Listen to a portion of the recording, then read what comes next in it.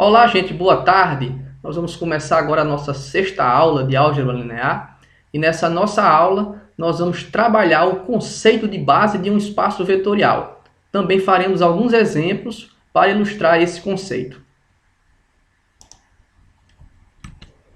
Então, nós temos aqui a nossa aula de número 6 e vamos falar hoje sobre base de um espaço vetorial.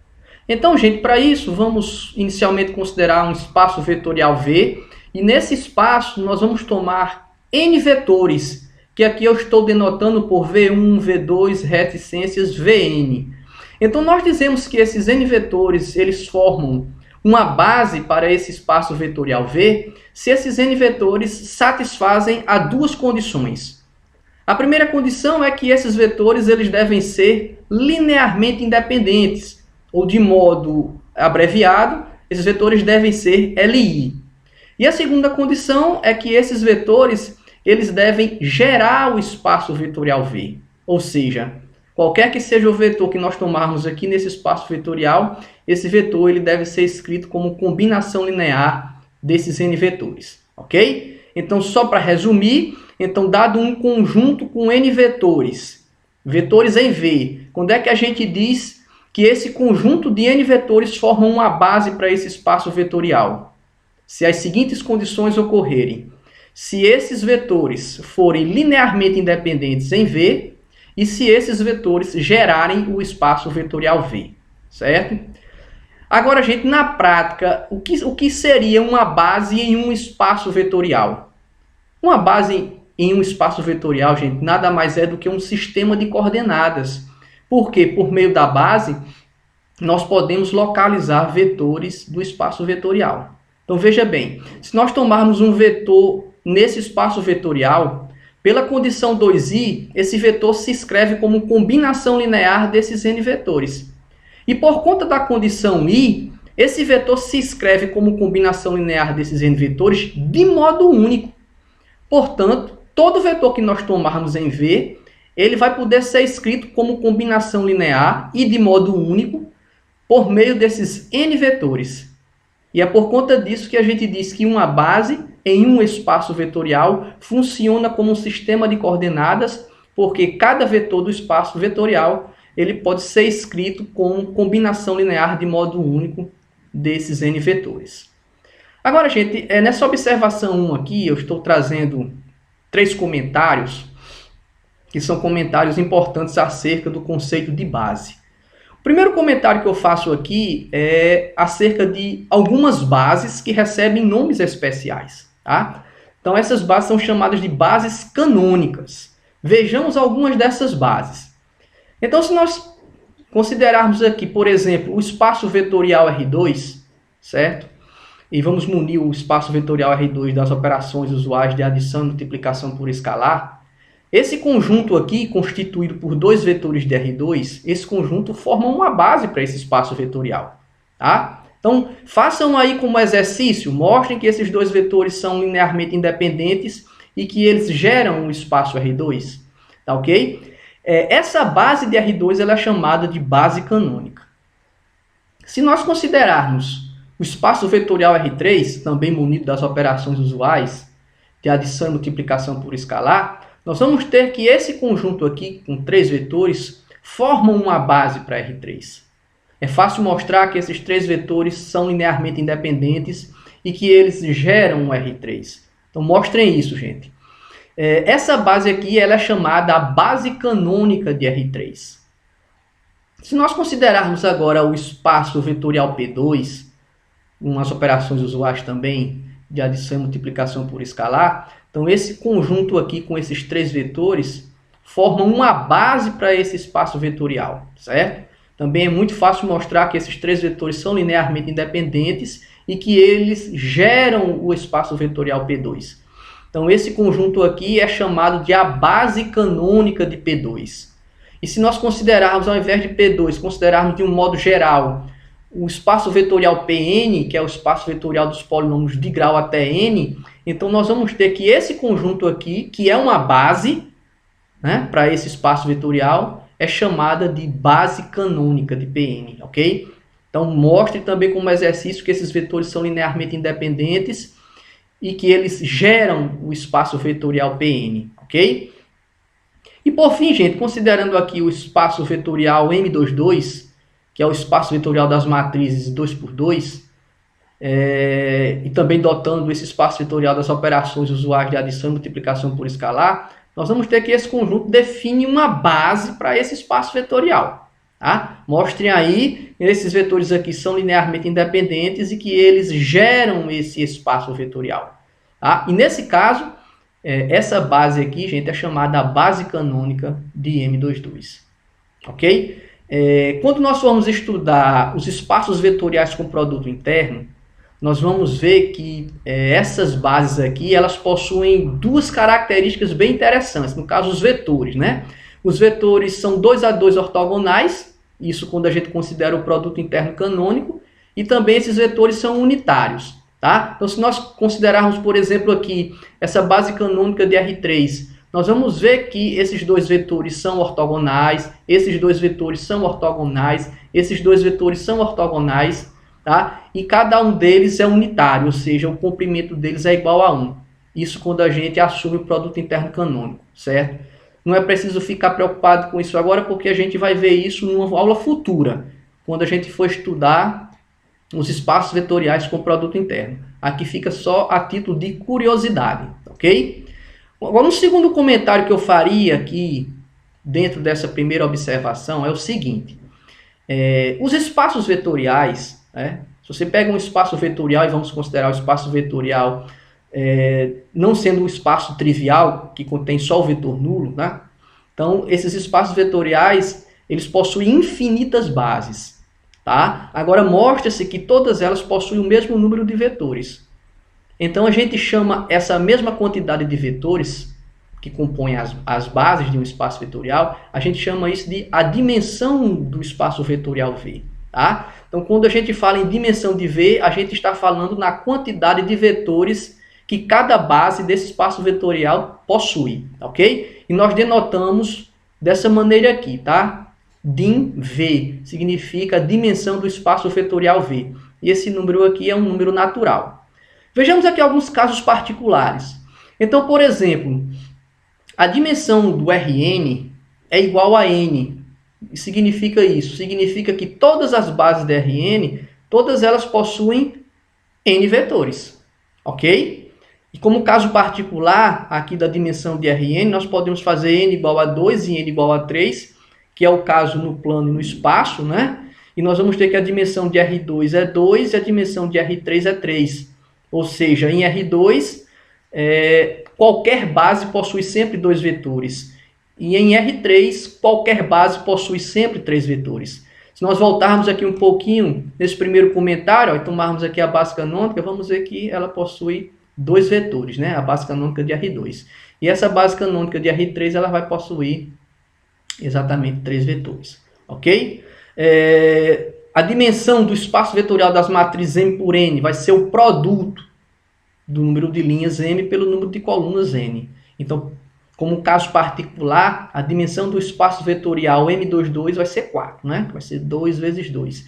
Se nós olharmos aqui, gente, ó, quando a gente estava analisando aqui o primeiro item da observação, então essa base aqui não é uma base para o M22, chamada base canônica, e ela tem exatamente 4 vetores. A dimensão de Pn, que é o espaço vetorial dos polinômios de grau até n, vai ser n mais 1, ok? E como caso particular da dimensão de Pn, se nós fizermos n igual a 2, nós vamos ter que a dimensão de P2, né? A dimensão de Pn é n mais 1. Então, a dimensão de P2 vai ser 2 mais 1, 3. Nós podemos ver aqui como caso particular, gente, ó, essa base aqui que é a base canônica de Pn. Veja que ela tem n mais 1 vetores. Desse segundo vetor até o último, nós temos n vetores. 1, 2 até n. Com esse primeiro vetor, então nós vamos ter n mais 1 vetores. Ok? E um último comentário que eu vou fazer aqui ainda nessa observação 1 é um resultado muito importante e que muitas vezes a gente utiliza esse resultado quando a gente quer verificar se um conjunto de vetores forma uma base para um espaço vetorial. O que é que esse resultado aqui está nos dizendo?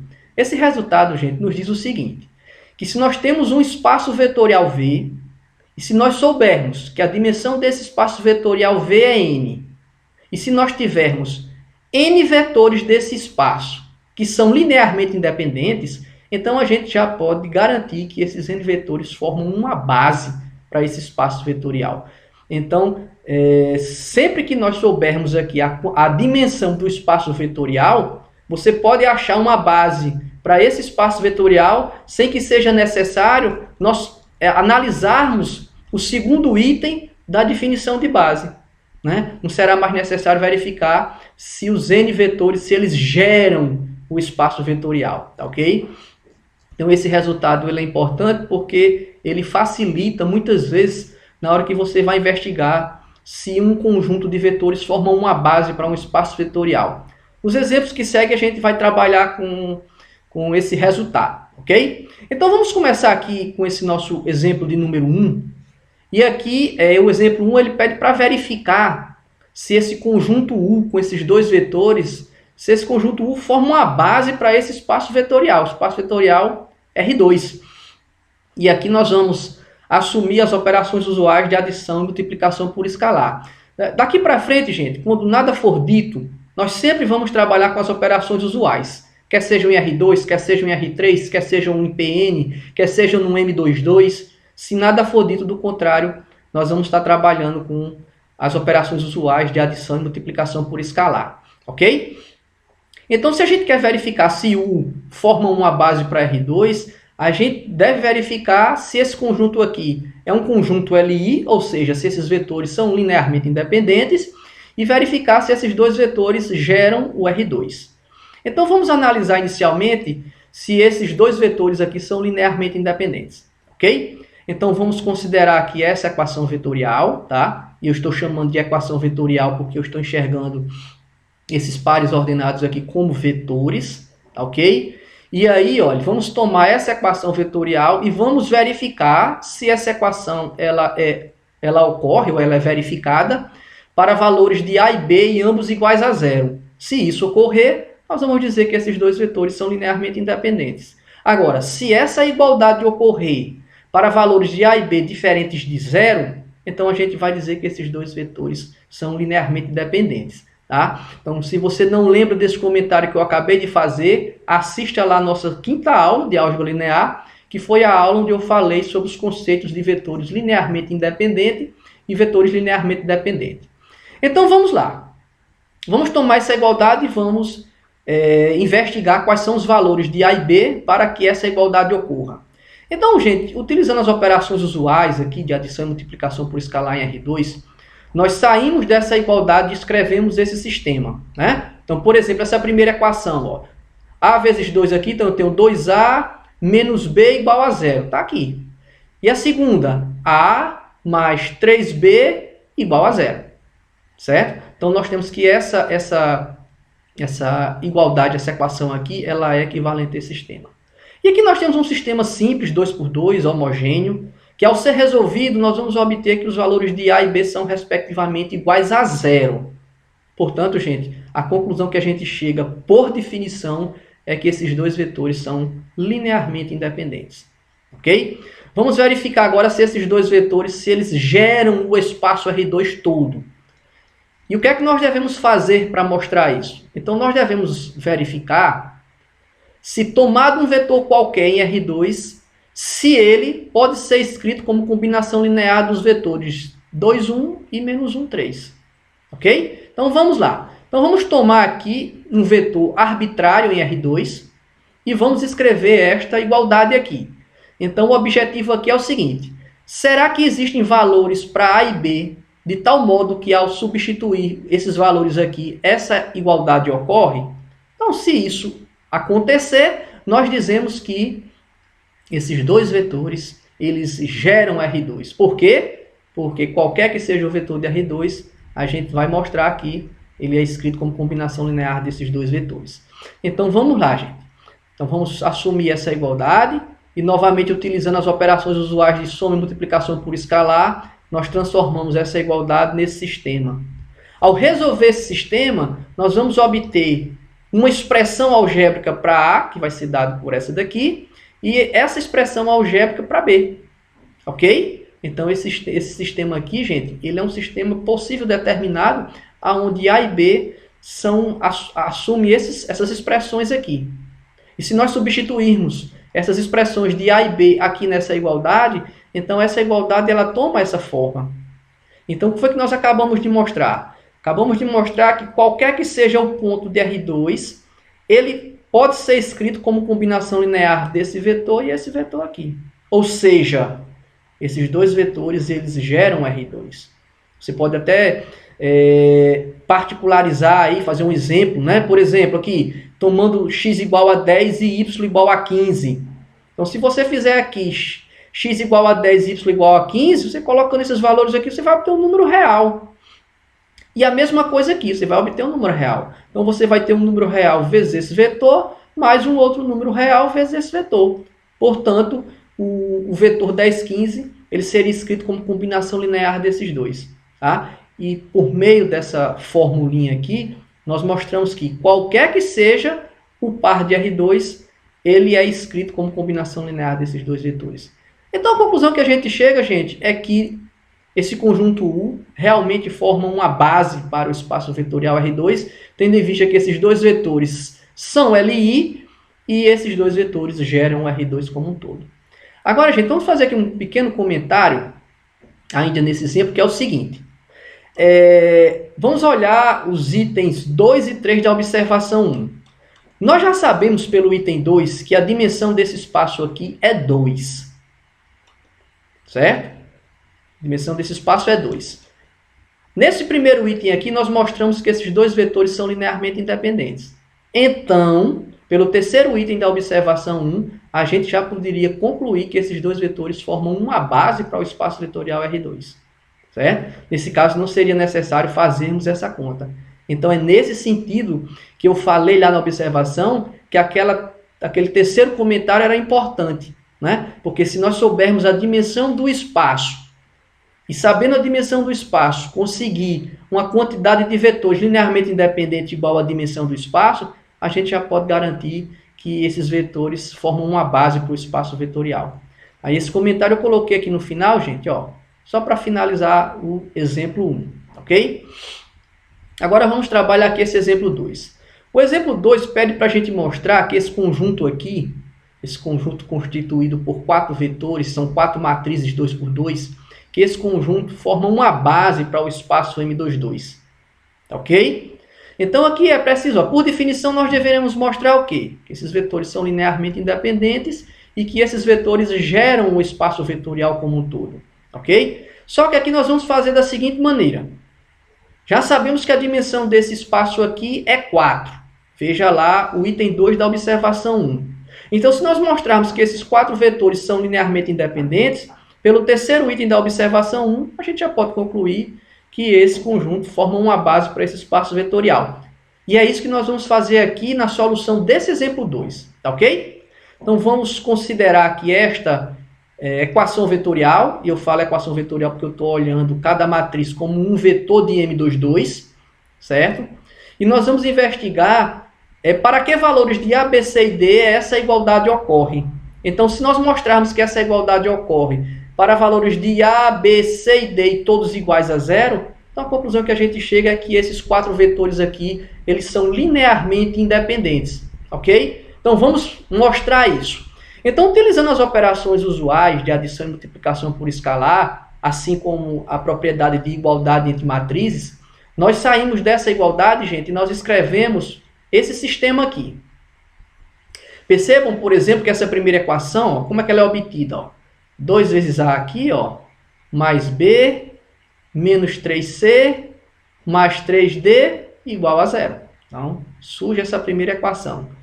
Se nós fizermos com cada entrada de cada matriz a mesma coisa, nós vamos obter cada uma dessas equações. Ok? Então, esse sistema aqui, gente, ele é equivalente a essa equação. De tal forma que a solução desse sistema também é a solução dessa equação. Ok? Aqui nós vamos usar o método de Gauss, que é um método que a gente vem usando sistematicamente nessas aulas de álgebra linear, né, para escalonar aqui esse sistema linear. Então, nós temos aqui um sistema linear homogêneo, portanto, ele sempre admite solução. Pode ser a solução trivial, que seriam A igual a B igual a C igual a D, todos iguais a zero, ou infinitas soluções. Então vamos investigar aqui via método de Gauss.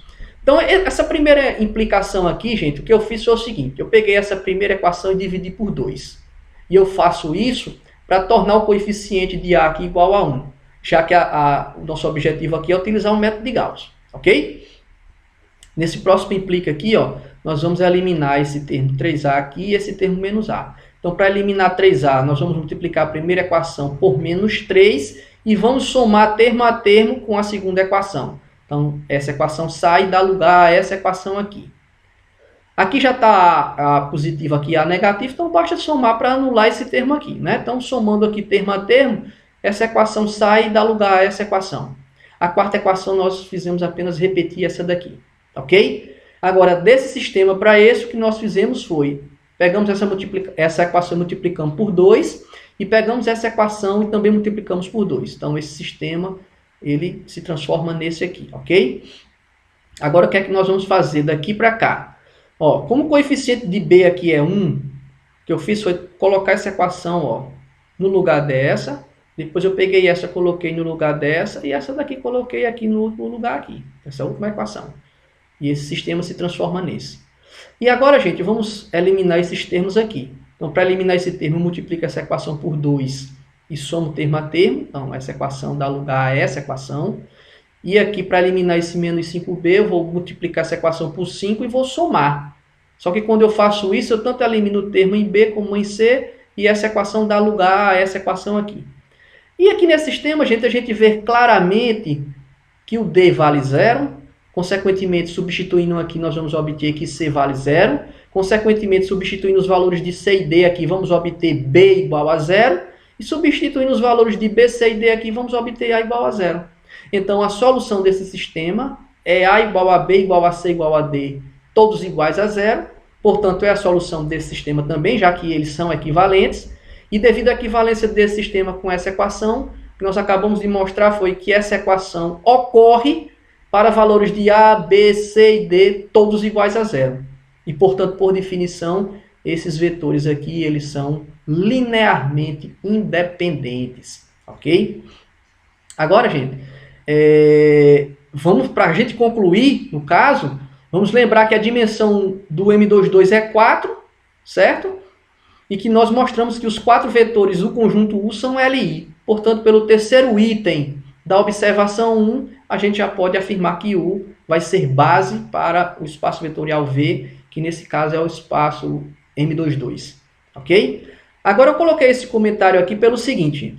Vamos supor que você não conseguiu lembrar dos itens 2 e 3 da observação 1. Tá? Você não percebeu que, por exemplo, a dimensão de M22 era 4.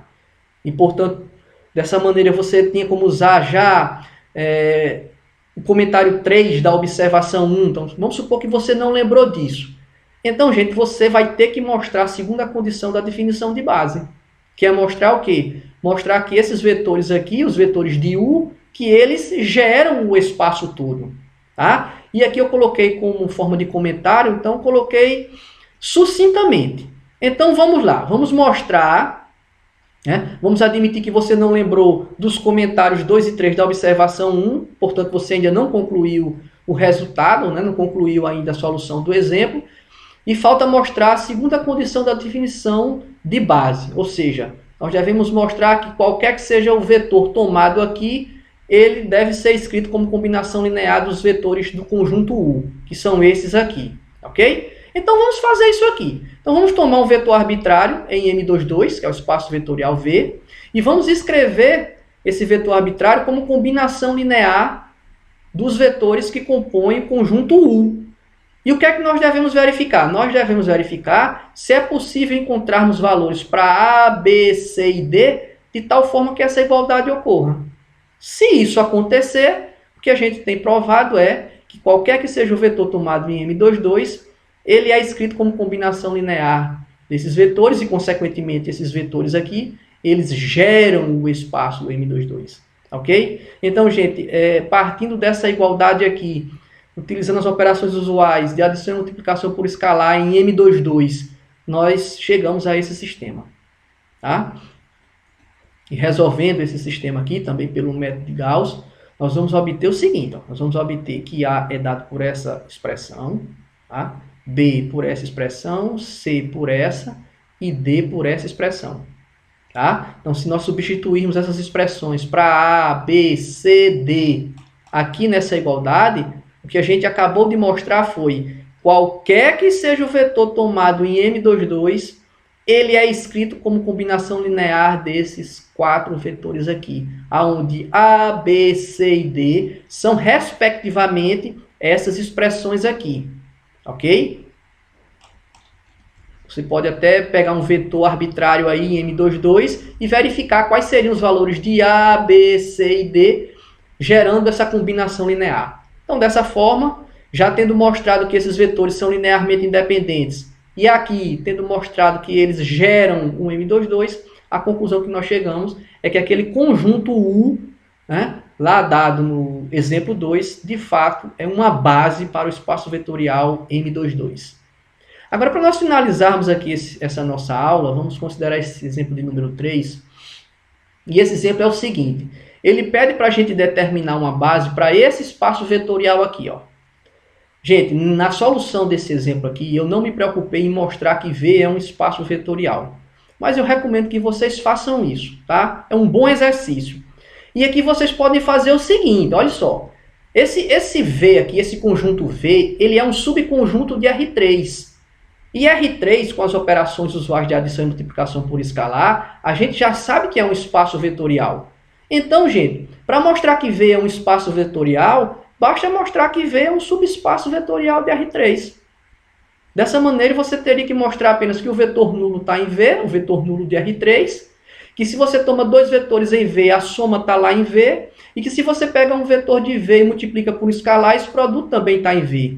É melhor você proceder assim do que tentar mostrar aquelas 8 propriedades da definição de espaço vetorial, ok? Agora, eu afirmo que você só pode fazer isso porque nesse caso aqui, ó, o conjunto V, ele é subconjunto de um espaço vetorial, tá? Então, quando você mostra que ele é subespaço vetorial de R3, então, por si só, ele é um espaço vetorial, ok? Então, façam isso como exercício.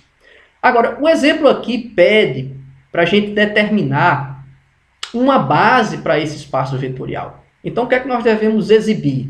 Nós devemos exibir um conjunto que contém vetores, obviamente, e que esses vetores eles devem gerar esse espaço V e que eles devem ser linearmente independentes. Então, vamos começar indo atrás dos vetores que geram V, certo? Então, nós vamos pegar aqui um vetor arbitrário desse espaço vetorial, e vamos notar que nesse caso aqui, ó, como é que esse espaço vetorial é definido. São as ternas ordenadas de R3, mas a segunda coordenada ela é 3 vezes a primeira. Tá? Então, quando nós pegarmos aqui um vetor qualquer de V, ele terá o aspecto x, 3x, z.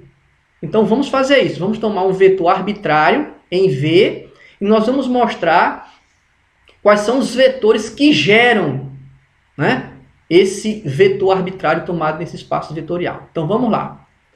É o que nós fizemos aqui. Ó. Tomamos um vetor arbitrário em V. Tá? Nessa primeira igualdade aqui, nós usamos a operação usual de adição. Né? Veja aqui, ó, x mais 0 dá x, 3x mais 0 dá 3x, 0 mais z dá z. Ok? E nessa outra igualdade aqui, nós utilizamos a operação usual de multiplicação por escalar. Ó. Você multiplica, ó, x por 1 dá x, x vezes 3, 3x, x vezes 0, 0, z vezes 0, 0, z vezes 0, 0, e finalmente z vezes 1, z. Portanto, nós temos essa igualdade aqui, gente.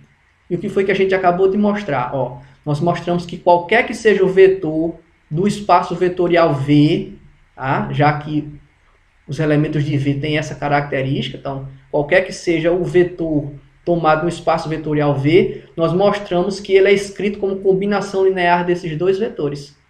Em outras palavras, isso significa dizer que esses dois vetores, eles geram esse espaço vetorial V. Agora, para verificar se esses dois vetores formam uma base, nos resta ainda mostrar, né, se esses vetores são ou não linearmente independentes. Então, se eles forem linearmente independentes, então esses dois vetores formam uma base para V. Se não, nós descartamos um vetor. Nesse caso, nem podemos descartar o vetor, porque para gerar o espaço V, nós precisamos dos dois vetores. Então, vamos mostrar que, de fato, esses dois vetores são linearmente independentes. Então, vamos lá.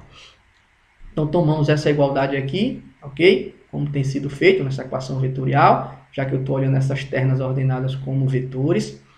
E vamos ver para que valores de A e B essa igualdade aqui ocorre. Então, a gente vai obter facilmente que essa igualdade ocorre para A igual a 0 e B igual a 0, tá? Ó, A vezes 1 dá A, B vezes 0 dá 0. Então, A mais 0 dá A igual a 0. Então, é direto, A igual a 0. A vezes 3 dá 3A, mais B vezes 0 dá 0. 3A mais 0 dá 3A. 3A igual a 0. Novamente, obtemos A igual a 0. E, finalmente, A vezes 0 dá 0, mais B vezes 1 dá B. Então, 0 mais B dá B. B igual a 0, B igual a 0. Então, acabamos de mostrar que essa equação ela ocorre para os únicos valores de A e B, ambos iguais a 0. Isso significa dizer que esses dois vetores são linearmente independentes. Portanto, gente, acabamos de mostrar que o conjunto formado por esses dois vetores, esse conjunto gera o espaço vetorial V, e esses vetores aqui são linearmente independentes. Então, por definição, como vimos no início da aula, esse conjunto forma uma base para esse espaço vetorial V aqui, tá ok, gente? Então, com esse terceiro exemplo, nós encerramos essa nossa aula. No mais, um grande abraço a todos e até a nossa próxima aula.